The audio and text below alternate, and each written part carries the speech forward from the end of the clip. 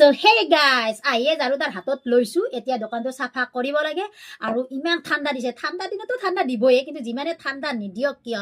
মোৰ মানে এই মানে মোৰ ধোৱাটো নকমে আৰু মোৰ চুৰ ধুই একদম চাফ চিকুণ হৈ আহিছো এতিয়া দোকানটো সাফা কৰি লম সদায় নিচিনাকৈ তো আপোনালোকে চাই থাকিব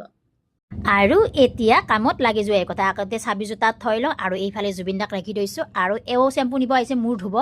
আৰু এইকেইটাই ৰাতিপুৱাই গাইজ মেহেন্দি নিব আহিছে কিয় জানেনে তাহাঁতে বোলে মই সুধি আছোঁ ইমান ৰাতিপুৱাই মেহেন্দি কি কৰা তাহাঁতে কৈছে যে পিকনিক খাব যাম গাইজ আমি সৰস্বতী পূজাতে আমাৰ মেহেন্দি লগোৱা সময় নহয় ইহঁতে পিকনিক খাব যাওঁতে মানে মেহেন্দি লগাব এনজয়মেণ্ট গাইজ যিয়ে নহওক ভাল লাগে এইবোৰ দেখিলে আৰু এইফালে মই ঘৰ চৰ ঝাৰু দি আছোঁ ঝাৰু দিয়া কমপ্লিট হৈ গ'ল তাৰ ধূপ চাকিও দিয়া হ'ল এতিয়া মই হাতত গিলাচ আৰু পইচাটো লৈ আহিছোঁ আমাৰ কাষৰ দোকানী বৌটোত তাতে মানে তেখেতসকলৰ তাৰ পৰা মানে গাখীৰ নিওঁ